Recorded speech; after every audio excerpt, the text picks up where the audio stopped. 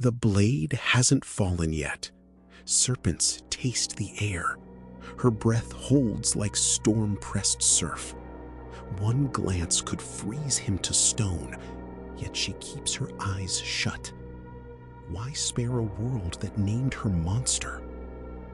The next heartbeat will crown or end a legend. Before snakes and whispers, she was a girl under Athena's marble gaze, hair like night seas, hands steady with incense. Alone by the colonnade, she vowed to guard what is sacred, belonging to no one but the goddess and the wind. The sea darkened. Thunder stalked the water. Salt storm tore through the sanctuary, trident scars gouging the floor. No witness but her pulse and the break of waves. A vow cracked like fired clay, and silence learned humiliation's weight. Athena answered not with comfort, but with a mirror breaking into serpents. Hair hissed awake. Skin remembered scales older than ships. Her gaze hardened into weaponry. What the world had taken, the goddess refashioned. The priestess unraveled into terror and power. She left the white columns for the world's rough edge, where Libya meets the hungry sea. Wind chewed the dunes, tamarisks clung to salt. Each step away from people was a step back toward breath, yet every horizon spoke exile 1,000 times. In a limestone grotto, she built a life. Water clock from drips, bed from kelp and wool, door of shadow. She mapped by scent and echo, let the surf count hours. The snakes learned her heartbeat. She learned their patience. Eyes closed, she saw. A lost wanderer neared. A gasp, a glance. Life hardened into quiet marble.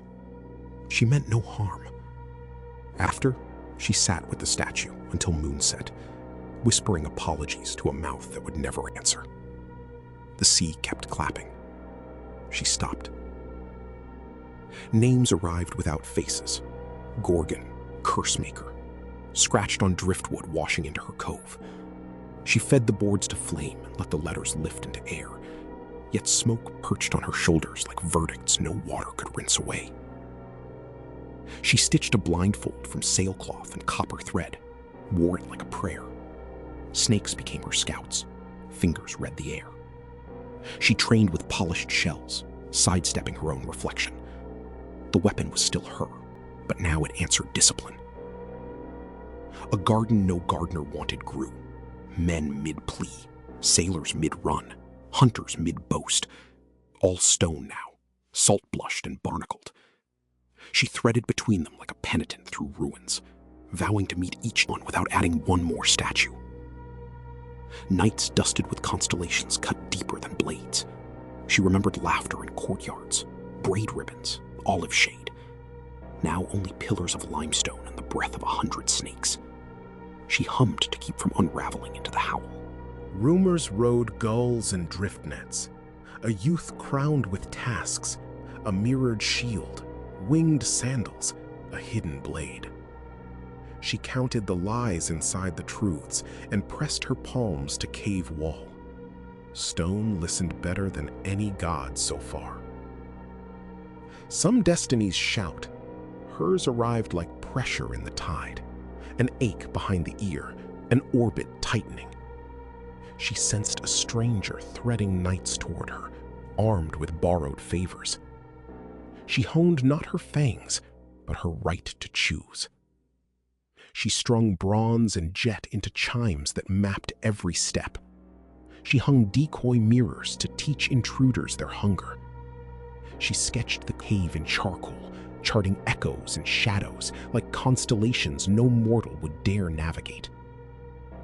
On the last calm before intrusion, she braided serpents into a crown and spoke to them as sisters. If he comes, we do not blink first. If he flees, we let him go. If fate insists, we meet it with open hands and closed eyes. A brightness crept along the rock, cold and careful, a shield's reflection tasting the dark. She turned away, blindfold snug, shoulders steady. The cave's drip counted seconds. In polished bronze, a face waited for her. Hers, at last, without shame. Metal breathes differently than flesh. She heard it, tiny storms where steel inhaled the cave. Sand forgot to move. A blade tip kissed a pool and drew a ring that reached her toes. She did not flinch. The snakes went still as flint. She let the mirror show what eyes could not. Her mouth, calm. Her stance, rooted. Her fear, brief and mortal. The world wanted a terror. She answered with strategy, measured, listening, alive to every draft and whispering stone. A flicker, like lightning in a jar, raced the bronze. The blade darted left, she rolled right. Old dust leapt from statues and hung like ghosts. Pebbles arced from her hand to fake footsteps. The cave itself learned to lie for her. End this. End me. End their hunger. Another, like a net. Live, until your name means warning, not wound. Between them, breath. She chose the weight of one more heartbeat, then another, and stood inside her choice. Chimes answered chimes. A net of sound disguised her path. A thin rock, scored for this night, slid free and crashed like thunder. Shards leapt. The mirror flashed sky, stone, snakes, sea. She moved inside the noise, the way fish move inside rain. Time thinned. Edge found edge. In bronze, she saw her lips begin a word she never finished. A wind without wings rushed by. The blade learned its line. The world learned stillness. Somewhere beyond sight, a hand performed the last necessary motion. Impact. Warmth spilled like iron dawn. Her body fell behind. Her face remained, haloed in living coils. Even severed, her gaze could rewrite geology. The grotto took a breath and forgot to exhale. She did not scream. She watched. Where drops of blood struck, stories rooted. Reef coral blushed red. Somewhere inland, a spring would rise. The snakes circled her brow like mourners, then steadied. Death had not ended her. It had made her portable. Carried through sky she could not see, she read wind on bronze and clouds in echoes. Mountains loomed, islands passed. Sometimes the shield tilted enough to return a sliver of self, tired, terrible, and unmistakably alive. Athena claimed the face that once prayed beneath her stone eyelids, setting it in the heart of a storming Aegis. Power returned to patron, but not untouched. The mask still spoke. Every foe who met it met a woman's history, condensed to one stare. In cities of marble and smoke, her likeness flowered on lintels, drinking bowls, ship prows. Not to frighten children, though it did, but to ward off what breaks sanctuaries. The world wore her fury like armor against its appetites. Sculptors chased the wet sheen of her eyes in stone. Painters ringed her with violets or vipers. In their hands she became elegy, warning, sovereign, wound.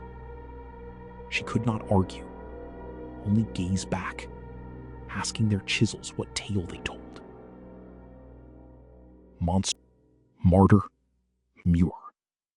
3 masks, 1 face. Perhaps the worst curse was never the snakes, but the certainty of other people's versions. She who survived temples, tides and steel, became an emblem that refused to lie flat on a shield. The cave is quiet again. The tide writes and erases, writes and erases. Her gaze, carved, painted, born on bronze, still asks a devouring question. If a look can stop the world, what will you do with the moment you've stolen?